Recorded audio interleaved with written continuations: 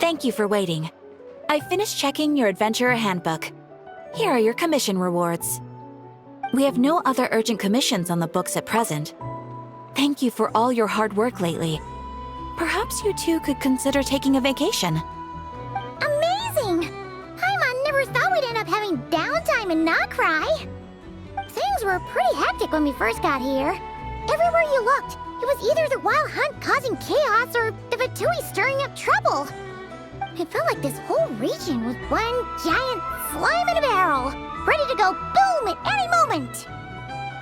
Sure enough, things were looking pretty dicey, but in the end, we managed to turn it around. Whoa! Paimon just got deja vu!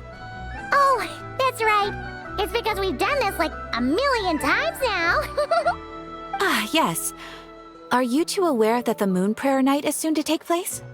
Oh, yeah! Mama told us that was coming up soon. Wait, why do you mention it, though? Do people in Nasha Town celebrate it, too? Paimon thought it was just for moon goddess worshippers. You're partially right. Most people in Nasha Town just see the festival as an opportunity to do business. They do not concern themselves with the religious element. The festival was first celebrated by the Frost Moon Scions. On this day, they would wear moon prayer blossoms and celebrate the birth of the moon goddess through song and dance. They would also prepare food and handicrafts and give them as gifts to others. Over time, it became Nod Krai's most lively festival. Oh, sounds like fun! Great! Well, in the meantime, since Catherine doesn't have any commissions for us, let's focus on some personal business instead. When we first got here, you mentioned that this was where your spaceship landed? We didn't get to follow up on it at the time, because we got wrapped up in that whole rare situation, but now we can finally start investigating it properly. Well, there's a saying Paimon's heard around these parts, which goes, if you lift up a rock, you'll find something you weren't looking for. By that logic, you'll never find what you're looking for while you're searching, but the moment you stop looking, it'll jump right out at you. Could be worth a try though, right? Anyway, Paimon suggests we focus on other stuff we want to do for now, and just keep an ear out for spaceship-related intel as we go.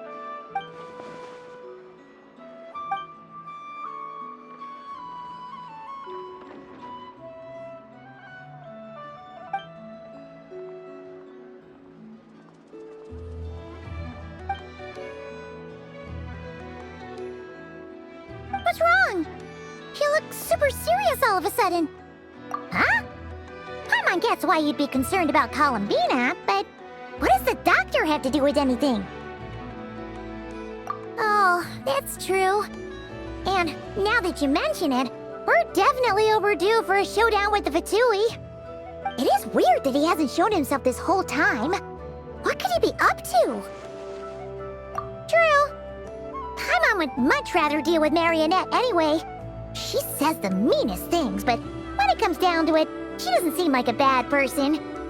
Maybe it's the pressure of being a Fatuse? Especially as a Harbinger. Does she feel like she's gotta act tough to keep up appearances or something? But then, every time we headed out with Rarier, she always wound up having to repair Polonia and her other robots. That's gotta sting. Losing face always hurts more for people who care a lot about their image. She's probably still furious about it. What? Relax, she's not even here. Huh? What's the matter? Oh, nothing. Sorry, we'll be on our way now. Where are we again? Oh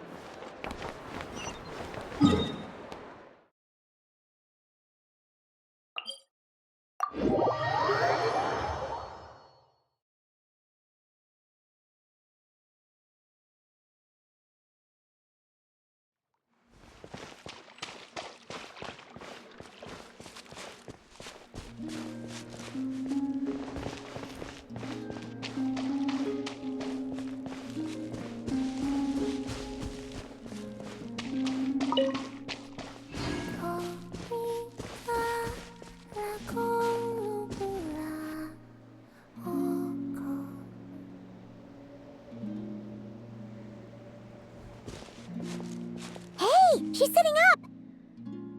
Is me sitting here a rare sight? No, we just thought you'd be resting. Perhaps I would have been, were it not for the sudden arrival of some unexpected guests. Not that I consider it a disturbance. After all, you are the only ones who are free to enter. Would it not be a little unfriendly of me to lie down while we speak?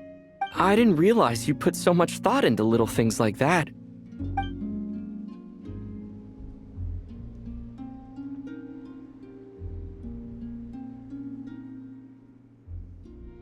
Only sometimes. There have been moments lately where I think about you and your companions. They are warm, mysterious, and cozy memories. Very few of my past memories are anything like that. They say that travelers return home bearing bags full of souvenirs. But my luggage was empty, and I believed it would stay that way. Return home? So, you're still planning on returning to the moon? Yes. This planet continues to reject me, reminding me that I do not belong here. If I remain in Teyvat, there will come a day that I disintegrate. And I don't mean reduced to dust or turned into food for the flowers. I mean, I will cease to exist entirely. Alright then. Well, we're sure gonna miss you. But it sounds like we'll have to say goodbye. How do you intend to return? The moon prayer night is soon to arrive. On that day, the moon will be closest to Teyvat. The Kuvaki in this land will reach its peak at that time. I merely need to grasp the tide, and with relatively little effort. Oh, Paimon gets it! It'll work like a slingshot! You make it sound like she's gonna get blasted up to the moon. If I did that, I suspect I would crash into the false sky. I will be using a much gentler approach. But I do like the analogy. It's fun. You see? She gets Paimon's sense of humor. In the blink of an eye, the time has come to part ways. It does feel that way, doesn't it? Time seems to fly fastest when you are enjoying it. I have always thought of myself as a wanderer on this earth, and it has never expressed any desire to keep me here. Yet just as I plan to depart, it tugs at my arm. Is this a gesture of affection? Or is the world mocking me? Oh. Were you hoping I can answer that? Yes. You are a traveler, so you must have a lot of experience in this area. Then, what I would say is, enjoy the moment. That's right! Don't overthink it! Happiness is happiness and joy is joy! The point is to enjoy it, not analyze it! I see. Then what I would say is, even though I am very tired right now, I am still happy. I can't tell from the tone of your voice. Oh, really? You don't think I sound happy? I'm just kidding. I could tell you were in a good mood today from the moment we saw you. Ah, a joke. Albeit not a funny one. Anyway, I assume you're here about you-know-what. Give me your hand. Actually, it's not that. There's something else we wanted to discuss with you. Oh, then, do you still want to give me your hand? Or not? Sure.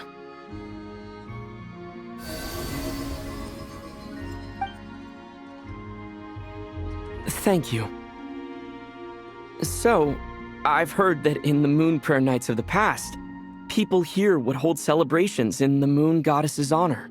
Since you helped so much in our fight against the Rehir of Solnari, I think you deserve a farewell party before you return home.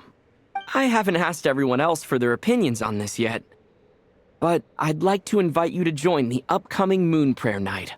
I've never joined a moon prayer night before. I'm not sure what I would even do. Oh, don't worry about that! We take care of everything! All you need to do is show up. Of course, there's no need to force it if you're not feeling strong enough. It's just, this kind of felt like a golden opportunity. But they call me Kutar, and the Fatui have an arrest warrant out for me. I shouldn't appear in public right now. I'll make it work. You have my word. Yeah, we got your back. Well, he does. Paimon's actually not too sure what he's planning. All right, if you're sure. I will not refuse your invitation. I suppose it wouldn't hurt to pack a few more sights from this world into my suitcase before finally learning what my homeland looks like. Oh, if you see Lauma, please tell her that my answer to the question she asked me is neither yes nor no. Rather, it is, there is no need. That was kinda cryptic, but sure. Guess it's between the two of you. We'll pass along the message. Bye for now!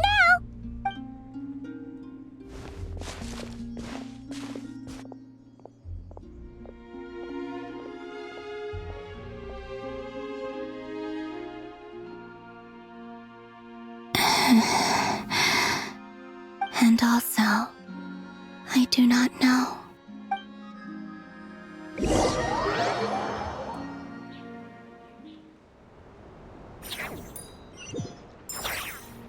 Since she's agreed to join the festival, let's go see who else wants to take part.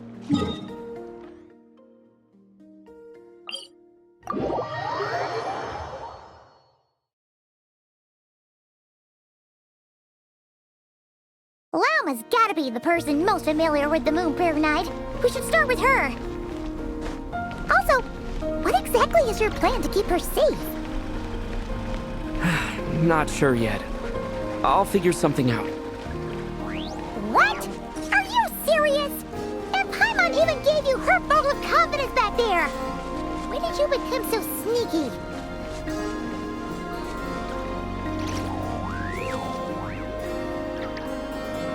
Hey, Lauma! It's us! Huh? Varka? What are you doing here? Beats me. I had a bit too much to drink last night, and when I woke up, I was on Hisi Island. Mr. Varka is helping to oversee Nasha Town's preparations for Moon Prayer Night. He is here to go over some details regarding the decorations and custom cloth designs. Right, yeah, that too. What do you mean, that too? Yes, celebrating this festival is a long-held tradition here in Krai. On this day, the crescent moon at the top branches of the verdant crest turns into a full moon, and the moon prayer blossoms bloom with a special radiance. Our people take these to be blessed omens.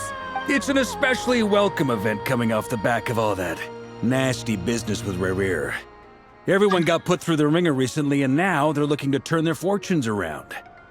The big shots in town all agree that a big, lively celebration is just what we need to rebuild people's faith in this place. No wonder Catherine said that people weren't so bothered about the religious element. That's right. It's become more of a local custom by this point. The celebrations have little to do with whether the religious stories behind this event are true or not. Even the Frost Moon Scions are eagerly awaiting the coming of Moon Prayer Night, despite now knowing that their past beliefs were founded on a falsehood. That's fair. It's a bit like the Lantern Ride in Liyue. It's a chance for people to enjoy themselves, not— Oh, one other thing! We just went to see Columbina. We went ahead and invited her to take part in the festival this time. Hope it's okay. Wait, so... you mean she agreed to it? Huh. That's quite a surprise. Then, I suppose that she intends to return to the moon on that day. Oh, yeah! It's kind of a complicated process, but basically, it's like a slingshot. I understand. In truth, I had a feeling that she might make such a decision. Well, if Kuthar has decided to participate in the festival, we should prepare accordingly. Yeah, exactly. She was saying how it could be risky for her to show her face in public. We were wondering if there was any way we could hide her. Unfortunately, the people who carved the statues did an excellent job of capturing her likeness. It will be very challenging to hide a goddess whose face everyone is so familiar with. Darn! We may have bitten off more than we can chew here. Nah, don't sweat the small stuff. We can handle that. Huh? Are you saying you have a plan? Not as such, no, but the most important thing with a festival is to keep the mood light and your spirits up. You can't go preparing for a festival with those long faces. You'll never convince anyone to enjoy themselves. The Mondstatter spirit is strong with this one. As it happens, I agree with Mr. Varka. Let's start by making our appreciation for Kutar the beating heart of the festive atmosphere. And who knows?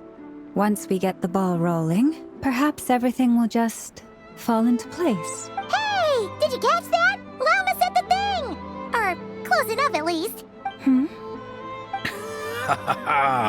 I'm looking forward to the Moon Prayer Night already. We have a festival in Mondstadt called Windbloom, and you can always tell which couples are celebrating it for their first time by the smiles on their faces. Big, beaming smiles like their whole face is glowing. And I have a feeling we'll get to see that same smile on the Moon Goddess's face at this festival. Not quite the same, surely. Anyway, I'll take care of business in the city, but I'll have to leave the decor up to you and the Frost Moon Scions. No one else can capture that traditional aesthetic quite like you guys. But lastly, there's the final key element that brings the festival to life. Companionship.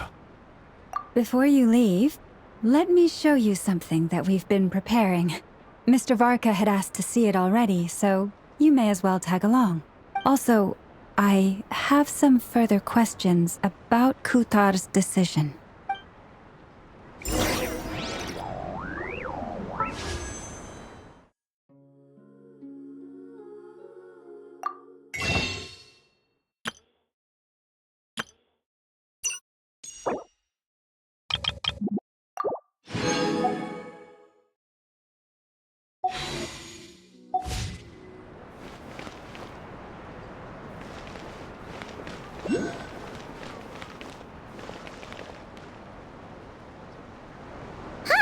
What's this?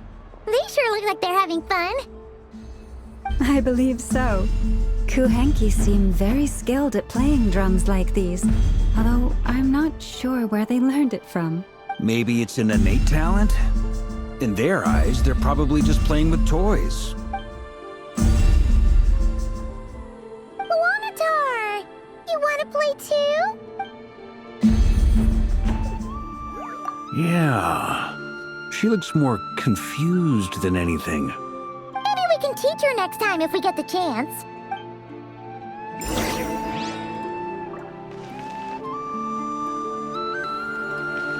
What are these floaty things? Moon veils. We hang them from buildings in the city during the festival. When you look at the sky through them, it creates a lovely misty effect.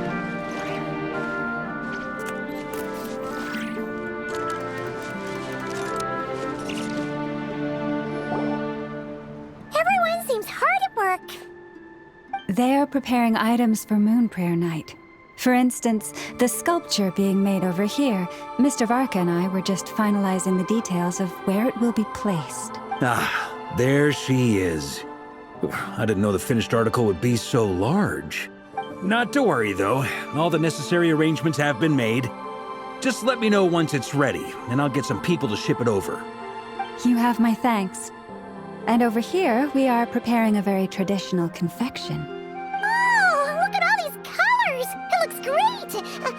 Can Paimon try one? Of course. I have a feeling you'll like it a lot. You bet! Sweets and treats are Paimon's favorite! If you included those in the Feast of the Moon, I bet Paimon would have joined the Frost Moon Scions by now. There will also be verdant crests like this present in Nasha Town during the festival. The timing of Moon Prayer Night is not completely set in advance. We make a rough estimate, then observe the changes in the verdant crests and moon prayer blossoms to guide us. As such, the wait itself is a fun feature of this particular festival.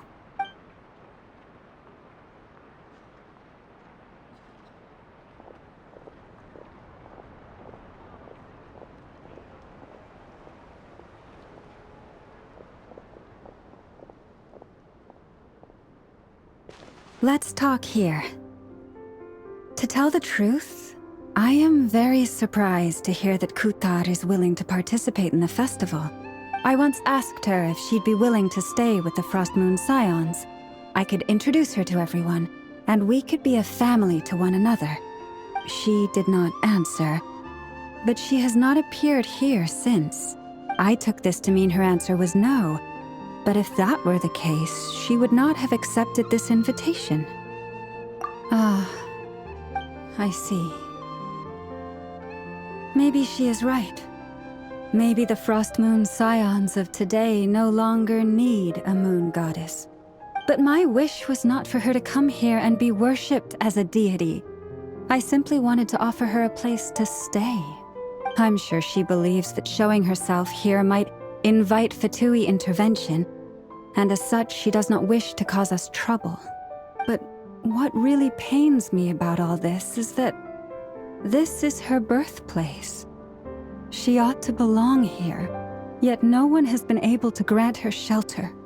I think I'm qualified to weigh in here. When someone's about to depart on a long trip, what they need is blessings, not burdens. We should wish her the best, not make the journey harder than it already is. Anyway, she's agreed to attend, hasn't she? All we need to do is simply respect her decision.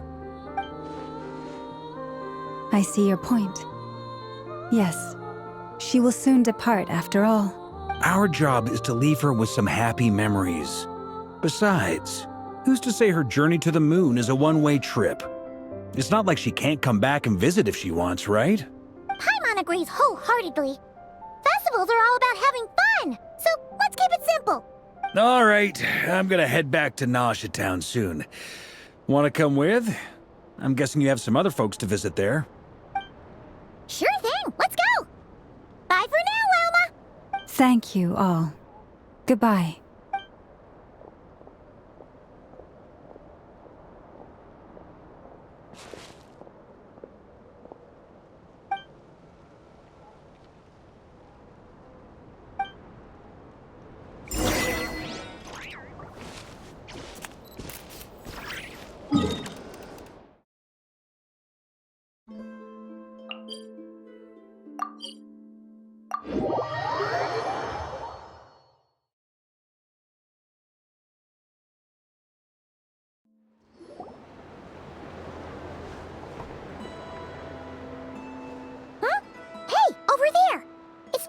Albedo with Flints. What could they be chatting about? Your guess is as good as mine. Ah, Grand Master, and the Traveler and Paimon. Hello there. It's been a while. Perfect. We have some new volunteers for our investigation. Wait, let me guess.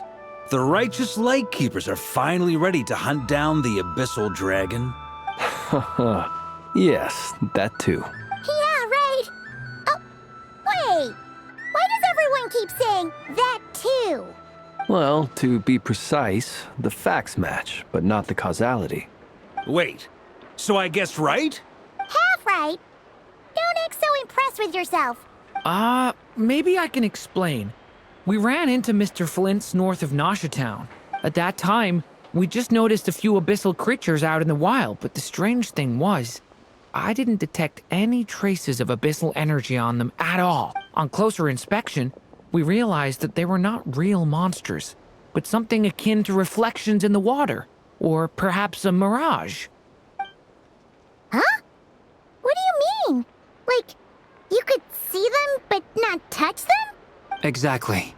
It was very peculiar. They roared and tried to attack us, but we could not make any physical contact with them. I think I've heard of things like that happening in Krai before, but I don't know much about it. Yes, it's a known phenomenon. Mirage-like illusions tend to appear in Krai in the run-up to Moonprayer Night. From a distance, they appear quite real. I myself thought that Misters Durin and Albedo were locked in battle with abyssal monsters when I first arrived. But after sharing intel and investigating a little further, we can confirm that these illusions are harmless. All the Mirage stories I've heard are either animals, rocks, or small houses. Abyssal monsters, though? That's a first. It's a first for me, too. So I'm planning to look into it further just to be on the safe side. What about you two? Any plans? Alice contacted me a few days ago. She'd like me and Duran to assist her with an experiment. But we lost contact shortly after receiving the message. I'm sure that comes as no surprise to anyone familiar with her. We don't know when the wind will blow. Yet when the wind blows, we will know. That, in a nutshell, describes how Alice operates. Yeah, that tracks. Okay. Well, I suggest we investigate this Mirage business in the meantime. It's piqued my curiosity, and I'm pretty sure I know someone who will already be 10 steps ahead of us. Well said. Right? Whatever's happening in Krai, she always seems to be the first one to know. Let's go see what she knows. We can invite her and her staff to the festival while we're at it.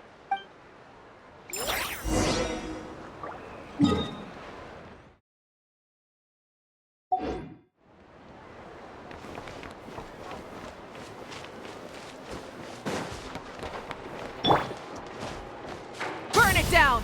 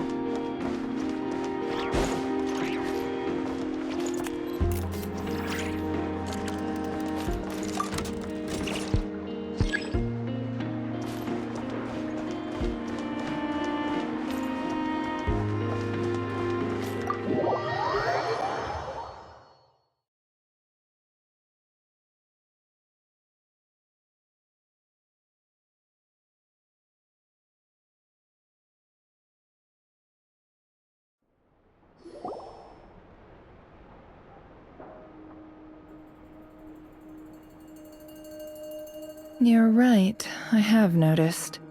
There's certainly something a little fishy about this situation. Only a little, though. Records indicate that this phenomenon can occur in the days before and following Moon Prayer Night. That said, it has always been a rare sight in the past. The odds of encountering these phantoms are similar to looking up in the night sky, happening to see a shooting star, and managing to make a wish before it disappeared. But this time, either everyone's getting lucky, or they're appearing far more frequently than usual. Yehoda's out gathering intel as we speak. In the meantime, let me check off some points of interest. First, the Abyss. The ones we saw seem to be abyssal monsters. Indeed. But we have identified one location where many more of them have made an appearance. And not just monsters, but human phantoms, too. Given the scale and nature of the phantoms, it's almost as if someone's last memories are coming to life. Or perhaps the memories of multiple people. Oh. So you mean the phantom monsters are hunting down the phantom humans? Exactly. The phantoms can interact with each other, but we have no means of intervening. In addition, some of the human phantoms would seem to be from the very distant past. This is clear both from the clothing they wear and the stories they tell. They claim to be from Hyperborea, a name which I've heard from Lauma before. If this is true, it means they must be from 6,000 years ago. Did Paimon hear that right? 6,000 years? It sounds like this merits further exploration. That'd be a big help. I'll leave it with you, Albedo. My knowledge of ancient history is non-existent. I used to doze off every time the pre-Knights of Favonius era came up in class. It's quite a miracle that you were able to understand these phantoms' speech, given how long ago they lived. I suppose you're right. But I'll leave the archaeologists to ruminate over that conundrum. As an intelligence broker, my sole interest is in the value of the information I gather. Which, in this case, hopefully means earning myself some good favor with our dear Lady Moonchanter. So calculating. Whew, this intel broker logic always catches Paimon by surprise. Sounds to me like we could split the work up. I think the abyssal phenomenon is best left to Albedo, Flints, and me. Agreed. It coincides with my duty as a lightkeeper. For my part, I'd like to understand the abyss better. Even a little knowledge would go a long way. This is certainly a rare opportunity to study the abyss. But even rarer, perhaps, is the chance to make contact with the ancients. The Curatorium will take the lead on investigating the Hyperboreans. We put in the work to learn what we know so far. It seems only fair that we get some quantity of exclusive intel. That just leaves our trusty team of 2 unassigned. Since you became an honorary knight, of course. This was part of my grand plan all along. Ha ha ha!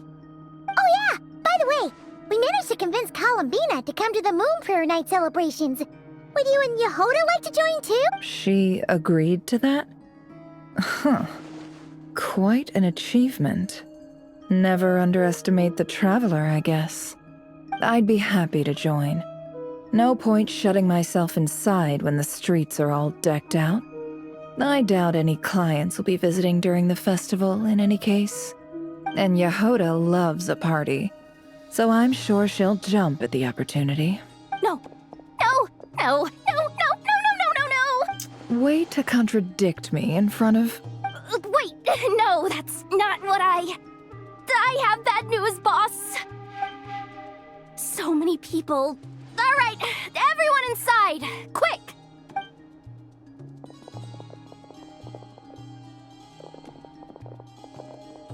This is gonna sound crazy, but hear me out. I saw one of those phantoms at Star Sand Shoal, and it was some sort of flying ship. Like a spaceship? That's gotta be the one you came to Tibet in. You said you saw the same thing through the moon marrow, right? Huh? You already know about it? Ugh, I thought I was gonna blow people's minds. Turns out I'm the last to find out. Wait, back up. You came here in a spaceship? Now my mind is blown! What's it like on the inside? Was it like flying through space? I want to know everything! Yep, exactly. Huge discovery. You're the best. Second best intel broker in the world. After your boss, of course. Wow. Really? Well, I don't know if I'm all that, but... I guess that decides where we're heading next. Come on, don't look at me like that. I know the spaceship doesn't have anything to do with me, but you don't want to leave me as the only one twiddling my thumbs, do you? Please? Fair enough. You can tag along. In that case, let's meet back here to discuss our findings once we're done. I wish everyone a productive investigation. You too.